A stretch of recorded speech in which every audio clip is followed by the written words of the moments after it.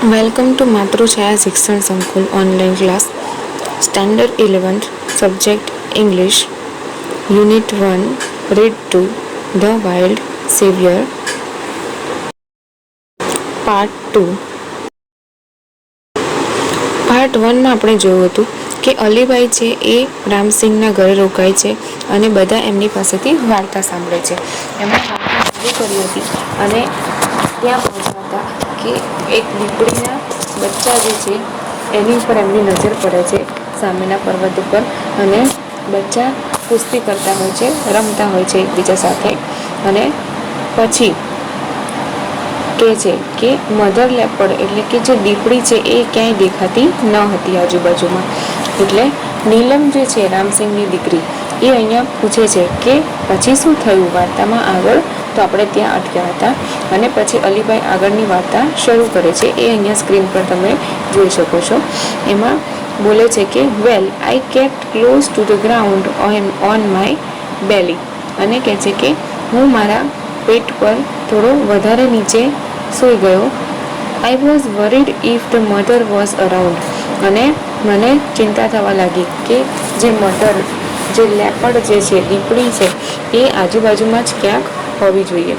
Soon I saw a very strange thing happen. અને એટલામાં જ એક વિચિત્ર ઘટના બની. All of a sudden a huge black bear came growling from the trees and rush toward the cubs. અને એટલામાં જ એક ઘટના બની. તો એટલામાં જ અચાનક જ એક કાળું કદાવર રીંછ ઘુરકતું ઝાડીની પાછળથી દોડતું જે બચ્ચા જે છે કબ્સ એને પાસે આવે છે. Now I was worried more about the cubs than me. અને હવે મને મારા પોતાના કરતાં જે બચ્ચા છે દીપડીના એની વધારે ચિંતા થઈ કેમ કે રીંછ એમની પાસે દોડીને જતું હતું. પહેલો paragraph. Within no time, I heard a deafening roar of anger from just a few meters away from me. અને એટલામાં જ સહેજ પણ સમય ગયા વગર મારા નજીકથી જ થોડેક જ દૂરથી મેં એક કાન ફાડી નાખે એવી ગુસ્સાવાળી ગર્જના સાંભળી. To my horror and surprise, હું ડરી પણ ગયો અને ચોંકી પણ ગયો. A big white cat, the mother snow leopard, appeared jumping down on a nearby huge rock. અને મેં ડર અને સરપ્રાઇઝ સાથે કે એકદમ ચોંકીને જોયું કે મોટી સફેદ બિલાડી એટલે કે જે મધર લેપર્ડ જે છે સ્નો લેપર્ડ કે બર્ફીલી દીપડી એ બાજુના જ ખડક ઉપરથી કૂદતી દેખાઈ.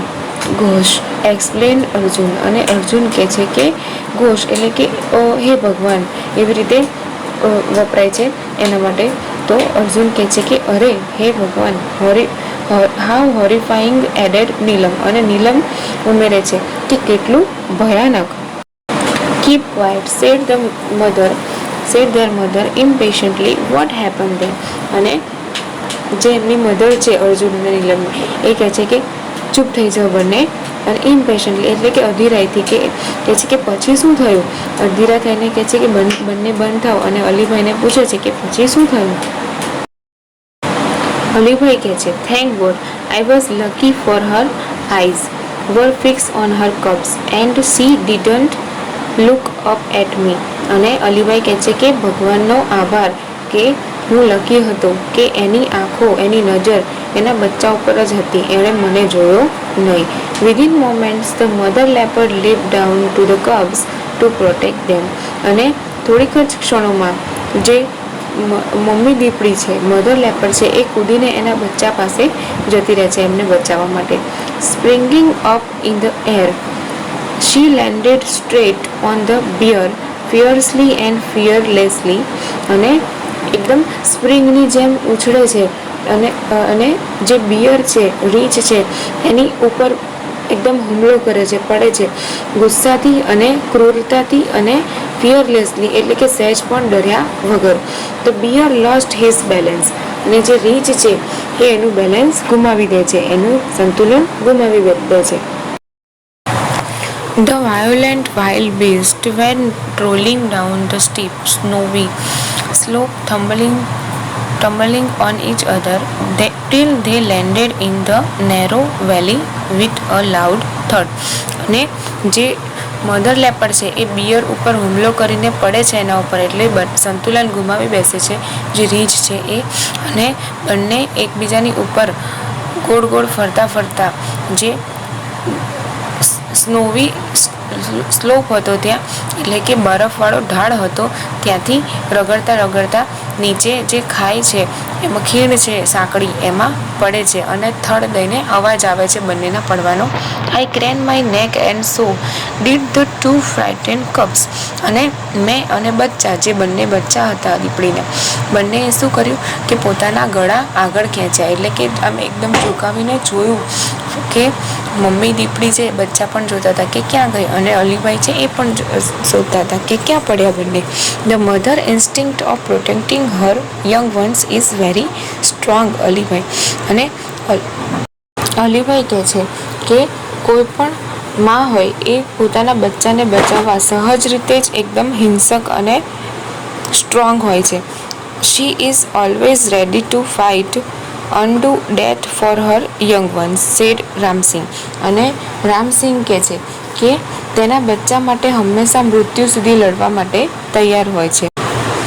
Yes, you are right, said the mother lovingly looking at the smiling faces of Neelam and Arjun.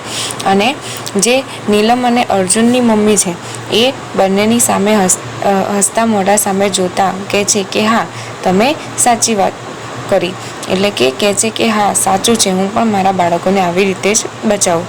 Alibhai continue, the huge bear 3 times the size of the mother leopard stood up on his hind legs. અને અલીભાઈ વાર્તા continue કરે છે કે જે કદાવર રીંછ છે એ mother leopard જે છે દીપડી છે એના કરતાં 3 ગણું મોટું છે, અને એના પગ ઉપર, પાછળના 2 પગ ઉપર ઊભું થાય છે. He stretch out his big paws with strong sharp nails. અને એના પંજા કાઢે છે બહાર, એને કેવા છે પંજા એના? સ્ટ્રોંગ શાર્પ નેલ્સ, અને એકદમ મજબૂત અને અણીદાર નખવાળા છે. હી શોડ હિઝ ટીથ એન્ડ ગ્રાઉલ. દાંત બતાવીને ઘુરકે છે લડવા માટે. The mother snow leopard looked at him for a second, snarled, and with a leap knocked down the black monster. અને જે મધર લેપર્ડ છે એ શિકાર કરવા 2 સેકન્ડ માટે એની સામે જોવે છે, 1 સેકન્ડ માટે, અને શિકાર કરવા ગુરકીને એકદમ ફરીથી કૂદકો મારે છે અને સીધી જે બ્લેક મોન્સ્ટર એટલે કે રીંછ એના ઉપર પડે છે. The whole valley echo with the sounds of their fight. અને આખી જે ખીણ છે એ બંનેની ફાઇટિંગના અવાજથી ગાજી ઉઠે છે. જેમ આપણે થિયેટરમાં કોઈ પિક્ચર જોઈએ અને ફાઇટિંગનો અવાજ આપણને સંભળાય, એવો અવાજ સંભળાય છે. The snow leopard was swift and jumped about from side to side, tearing away big pieces of black furry skin of the bear. અને જે આ સ્નો લેપર્ડ છે એટલે કે બર્ફીલી દીપડી છે, રીંછની કાળી રૂંવાટીવાળી ચામડીને ચીરા મારતી આમ તેમ કૂદતી હતી. The bulky and slow bear fail to injure his enemy. અને જે કદાવર અને મોટું રીંછ હતું એ ધીમું હતું, એટલે એ પોતાના દુશ્મનને ઘા કરી શકતું ન હતું. The fight lasted for about 10 minutes. અને આ ફાઇટિંગ લગભગ 10 મિનિટ સુધી ચાલી. The bear was bleeding here and there. અને આખું જે રીંછ છે એ લોહી લુહાણ થઈ ગયું, આખા શરીરમાંથી લોહી નીકળવા લાગ્યું એને. Whenever the leopard attack, the bear lifted his huge paws to cover his face. અને જ્યારે પણ દીપડી અટેક કરતી હતી એટલે કે હુમલો કરતી હતી ત્યારે રીંછ શું કરતું હતું કે પોતાના પંજાથી પોતાના ચહેરાને ઢાંકતું હતું, એટલે કે જે ચીરા વાગે છે એ ફેસ પર ના વાગે, મોઢા ઉપર ના વાગે એવું બચાવતું હતું પોતાની જાતને. The bear was now trying to escape to save his life. અને હવે જે રીંછ છે એ પોતાની જાતને, જીવને બચાવવા માટે ત્યાંથી ભાગવાનો ટ્રાય કરતો હતો. They both moved further and further till they disappeared round and the huge mountain. અને બંને ખસતા ખસતા જે એક પર્વત છે એની પાછળની સાઈડ જતા રહે છે અને દેખાતા બંધ થઈ જાય છે. I could not see them for a while but I could hear the growls and snarls. અને જે અલીભાઈ કહે છે કે હું તેમને જોઈ શકતો ન હતો પણ તેમના ગુરકવાના અને ફાઇટિંગના અવાજને સાંભળી શકતો હતો. Then the valley was calm and quiet once again. અને પછી જે આખી ખીણ છે એ એકદમ શાંત થઈ ગઈ પહેલાં જે હતી એ રીતે. The mother reappeared and ran up to the cubs. અને જે લેપર્ડ હતું, મધર દીપડી હતી, જે મધર લેપર્ડ જે મમ્મી દીપડી હતી એ ફરીથી દેખાઈ અને દોડીને એના બચ્ચા પાસે જતી રહી. શી સ્મેલ્ડ and licked them over and over again to make sure that they were not hurt by the bear. અને તે વારંવાર એને સૂંઘતી અને ચાટતી હતી અને ચેક કરતી હતી વારંવાર કે જે બિયર હતું, રીંછ હતું, એણે એમને કંઈ ઈજા તો નથી પહોંચાડીને. The three then climbed up the mountain and disappeared. અને ત્રણેય જણા એટલે કે બે બચ્ચા અને મધર લેપર્ડ એ ત્રણેય પર્વત ચડવા લાગ્યા અને દેખાતા બંધ થઈ ગયા, અદૃશ્ય થઈ ગયા. You must have felt very relieved said Neelam. અને નીલમે કીધું કે તમને હાશ થઈ હશે કે હળવાશ અનુભવી હશે તમે. Quite I stayed in that position for some more time and watched the family disappearing in the woods waving their tails. I also waved my hand and said goodbye. અને અલીભાઈ કહે છે કે હા બિલકુલ, હું થોડીક વાર માટે તો ત્યાંનો ત્યાં જ જે પોઝિશનમાં સૂતો હતો એમ જ રહ્યો થોડાક વાર માટે. અને એ જે પરિવાર જઈ રહ્યો હતો જે દીપડીનો એ ત્રણેયને જોયા કર્યો કે ત્યાં સુધી તેઓ જંગલમાં અદૃશ્ય ના થયા. અને તે જતાં જતાં પોતાની પૂંછડી હલાવતા હતા તો મેં પણ એમને મારા હાથ હલાવીને વેવ કરીને ગુડ બાય કીધું.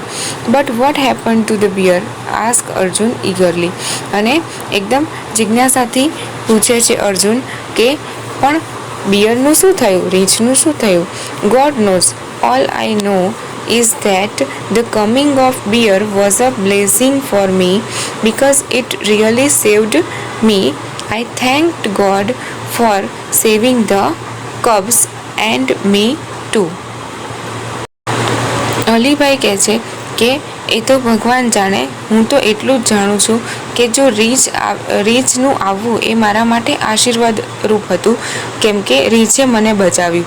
કે જો રીંછ ના આવ્યું હોત તો દીપડી હતી એ અલીભાઈને જોઈ જાત.